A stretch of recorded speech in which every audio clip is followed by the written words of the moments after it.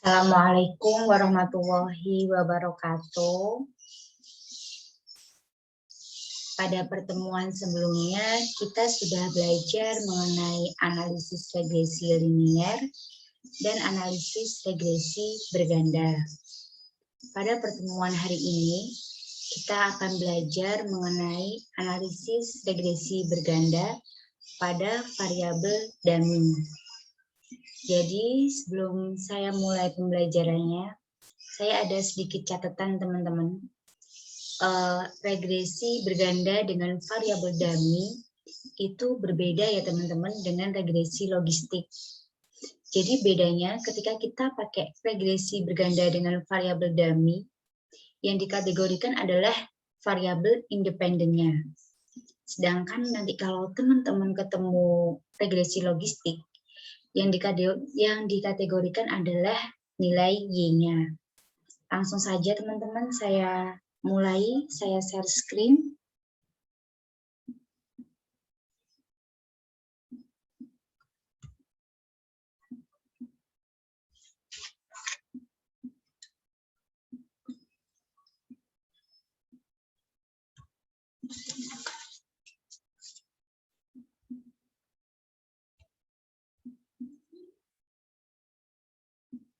Variabel dummy atau yang disebut sebagai variabel boneka, binari, dikotomi, atau variabel kategorik adalah variabel yang digunakan untuk membuat kategori data yang bersifat kualitatif.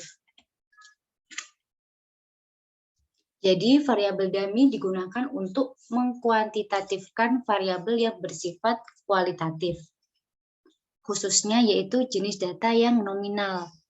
Dalam hal ini, variabel yang dimaksud adalah variabel independen.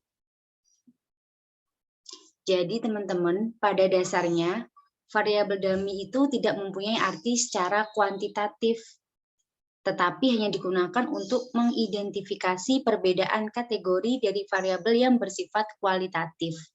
Seperti itu. Variabel dummy dikodekan dengan bilangan 0 dan 1. Bernilai 0 exclude untuk kategori yang lain. Bernilai 1 include untuk salah satu kategori. Yang mana banyaknya variabel dummy sama dengan banyaknya kategori dikurangin 1. Jadi rumusnya variabel dummy adalah D, yaitu lambang variabel dummy, sama dengan N banyaknya kategori dikurangi 1. Tujuan menggunakan regresi berganda dengan variabel dummy adalah untuk memprediksi besarnya nilai variabel dependen atas dasar satu atau lebih variabel independen, di mana satu atau lebih variabel bebas yang digunakan bersifat dummy. Atau peneliti ingin memasukkan variabel kualitatif untuk meningkatkan kualitas penelitian. Bisa juga peneliti ingin menghilangkan pengaruhnya terhadap prediktor utama karena menyebabkan bias estimasi. Seperti itu ya teman-teman. Sebagai contoh, yang pertama yaitu mengenai jenis kelamin atau gender. Terdiri atas 2 kategori.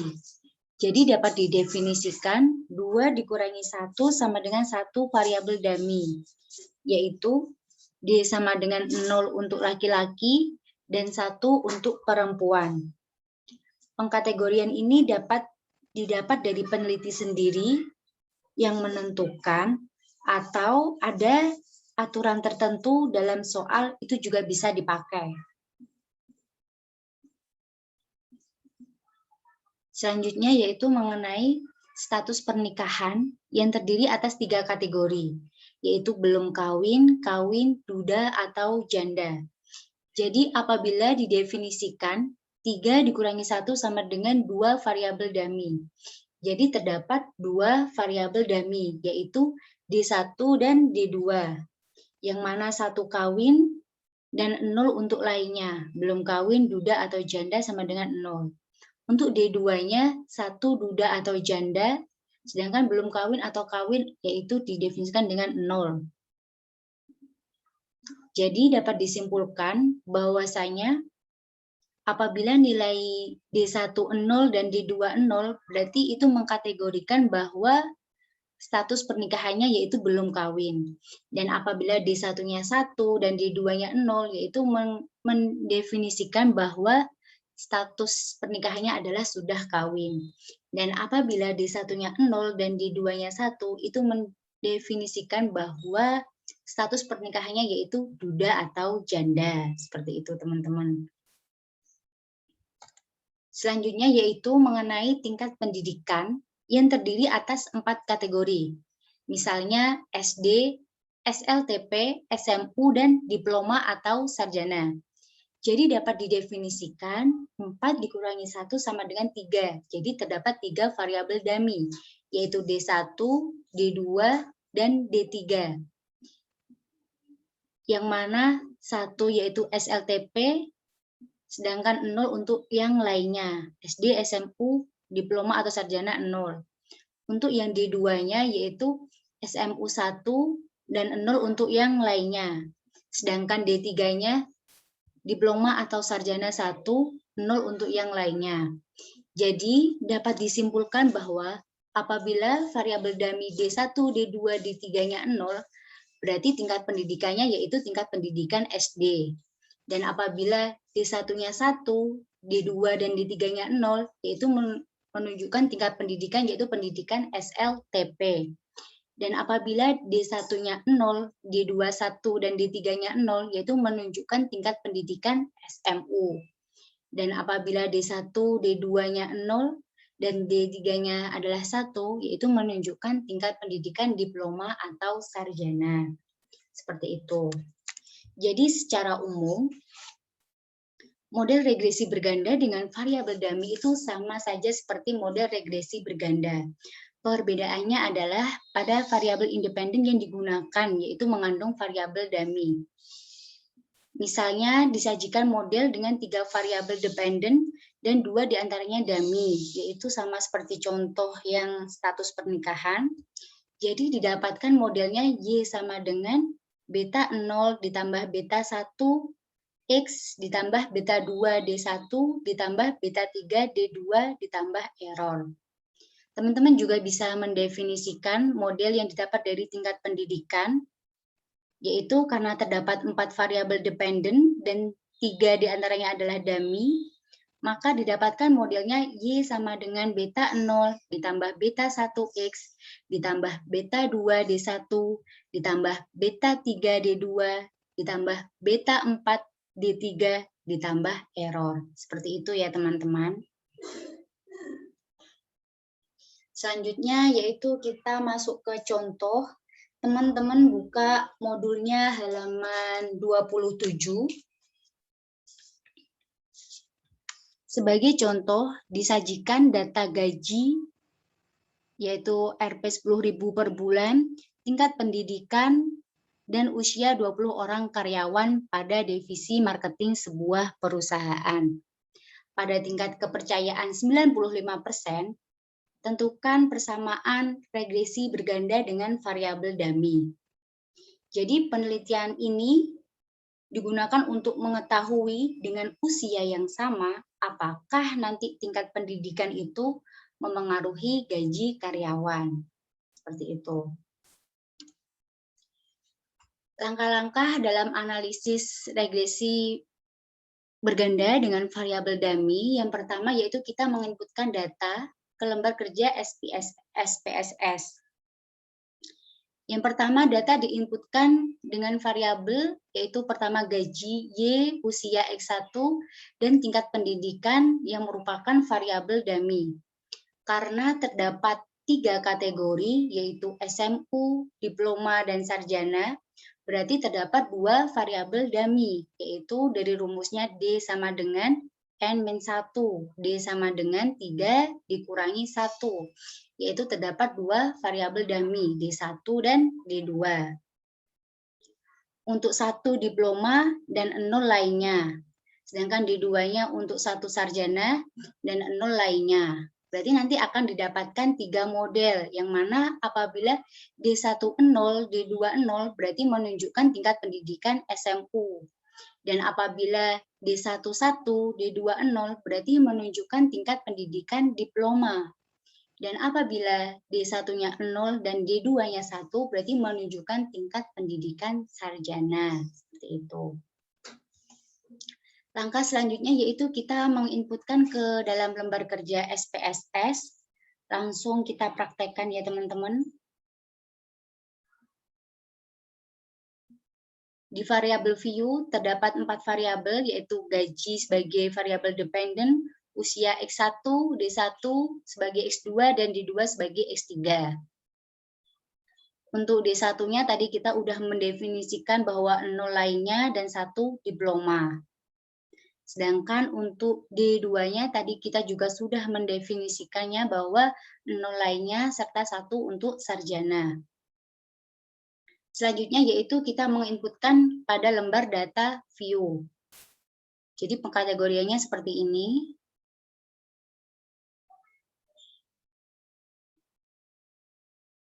Maaf teman-teman.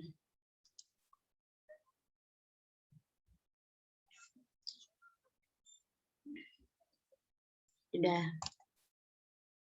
Langkah selanjutnya dalam analisis regresi dummy, yaitu sebenarnya hampir sama dan emang sama seperti regresi berganda atau linear. Langsung saja kita praktekkan ya teman-teman. Yang pertama kita klik analyze, kita klik regression, selanjutnya kita klik linear. Kita masukkan gaji sebagai variabel dependent. Selanjutnya kita masukkan usia karyawan D1 dan D2 sebagai variabel independen. Selanjutnya kita klik OK. Sebelumnya kita lihat dulu optionnya. Nah, kita klik OK. Didapatkan output-nya ya teman-teman.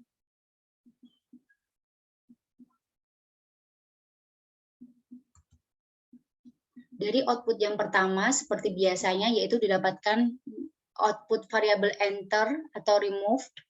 Metode yang digunakan adalah metode enter. Sedangkan variabel dependennya yaitu gaji dan variabel independennya yaitu usia karyawan D2 dan D1. Untuk model summary-nya didapatkan nilai korelasinya yaitu sebesar 0,937 yang menunjukkan korelasi positif yang sangat kuat.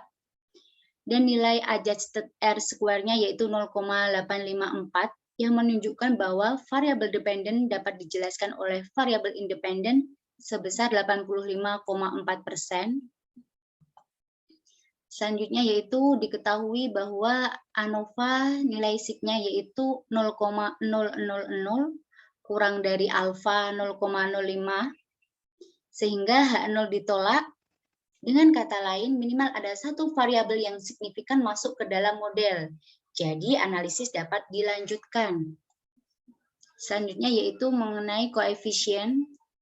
Didapatkan nilai konstantannya, nilai sigma yaitu 0,153, lebih besar dari 0,05, yang artinya yaitu H0 gagal ditolak, atau dengan kata lain, H0 diterima. Artinya, garis regresi melewati titik pangkal. Jadi konstantan tidak signifikan masuk ke dalam model, sehingga harus dilakukan uji ulang model. Nah, karena beta 0 tidak signifikan, proses analisis harus diulangi tanpa mencentang include constant in equation. Selanjutnya kita lakukan lagi. Kita klik analyze, regression, linear. Kita klik option, kita hilangkan centang di include constant in equation. Selanjutnya kita klik continue, kita klik OK.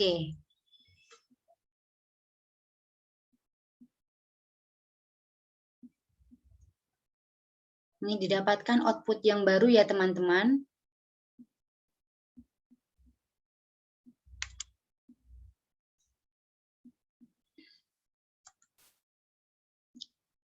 Untuk variabel enter atau remove sama, metode yang digunakan adalah enter.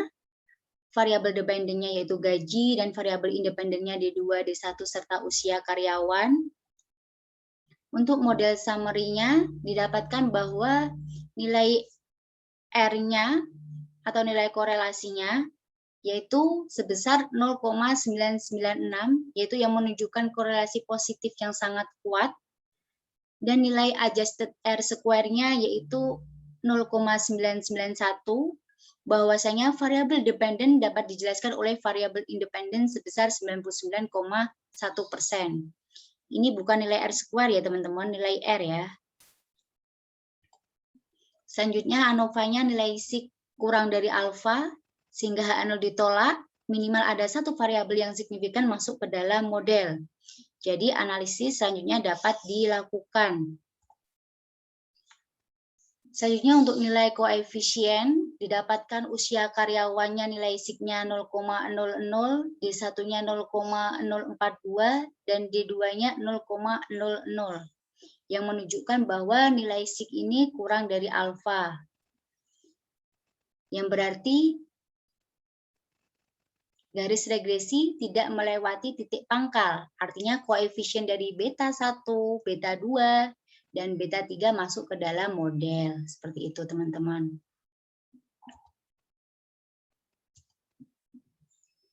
Didapatkan model umumnya yaitu Y topi sama dengan 11,057 dikali X ditambah 52,610 dikali D1 dan ditambah 125,332 dikali D2.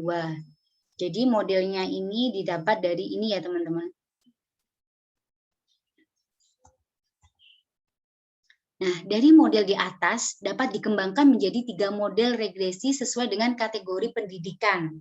Yang pertama, untuk kode D1 sama dengan 0 dan D2 sama dengan 0 atau pendidikan SMU, didapatkan modelnya Y topi sama dengan 11,057 dikali X ditambah 52,610 dikali 0 karena D1-nya sama dengan 0 ditambah 125,332 dikali 0 karena D2-nya 0.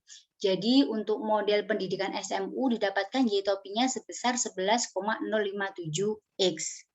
Sedangkan model untuk pendidikan diplomanya D1 sama dengan 1 dan D2 sama dengan 0, didapatkan bahwa Y topi sama dengan 52,610 ditambah 11,057X. Untuk model regresi pendidikan sarjana, karena D1-nya sama dengan 0 dan D2-nya sama dengan 1, maka didapatkan model akhirnya yaitu Y topi sama dengan 125,332 ditambah 11,057X. Jadi dari persamaan di atas menunjukkan bahwa untuk usia yang sama, gaji karyawan dengan pendidikan sarjana lebih tinggi sebesar 1.253.320 dibanding karyawan dengan pendidikan SMU. Dan lebih tinggi 727.220 dibanding dengan karyawan dengan pendidikan diploma. Jadi misalnya ini teman-teman, untuk karyawan yang berusia 30 tahun, jika pendidikannya SMU, maka didapatkan gajinya yaitu sebesar Rp3.317.100, dan jika pendidikannya diploma, maka didapatkan gajinya yaitu sekitar Rp3.843.200, dan jika pendidikannya sarjana, maka didapatkan gajinya yaitu sebesar Rp4.570.420. Jadi dapat disimpulkan bahwa dengan pendidikan yang lebih tinggi didapatkan gaji yang lebih besar. Seperti itu teman-teman. Selanjutnya yaitu mengenai sintaks untuk RStudio pada variabel dummy. Langsung saja ya teman-teman.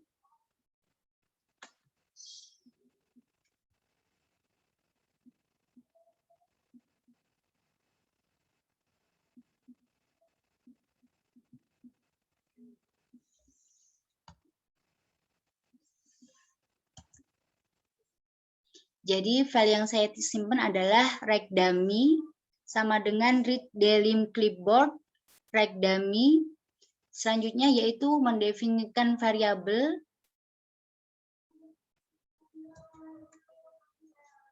Y regdummy dan gaji. Ini kita lihat variabelnya Y.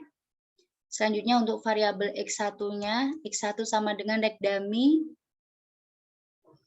untuk usia. Selanjutnya X2-nya rek dummy $D1. Untuk X3-nya rek dummy $D2. Jadi ketika kita ingin menguji atau membuat sintaksnya di RStudio, kita harus mendefinisikan dulu D1 dan D2-nya di Excel. Atau kalau teman-teman ada cara yang lain juga nggak apa-apa. Itu cara yang saya gunakan. Selanjutnya kita dapatkan model 1 regresi dengan variabel dummy. Modelnya sama seperti tadi yang sudah saya jelaskan di PPT. Selanjutnya kita lihat summary-nya. Karena nilai intercept dan X2-nya yaitu lebih besar dari alfa, berarti gagal tolak H0. Berarti harus dilakukan uji ulang dengan menghilangkan nilai intercept-nya. Model 2 yaitu mengeluarkan nilai intercept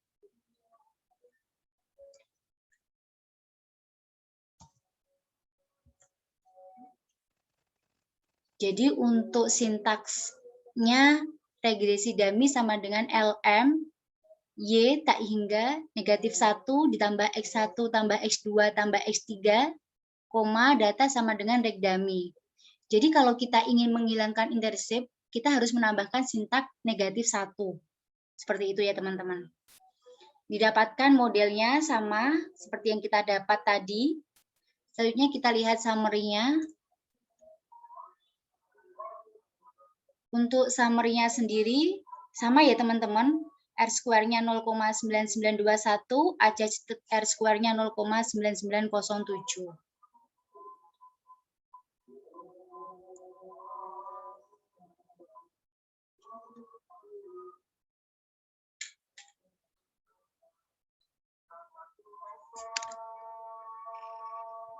Mungkin itu yang dapat saya sampaikan, teman-teman. Semoga bermanfaat. Jangan lupa dikerjakan latihannya. Tetap semangat. Wassalamualaikum warahmatullahi wabarakatuh. Bye.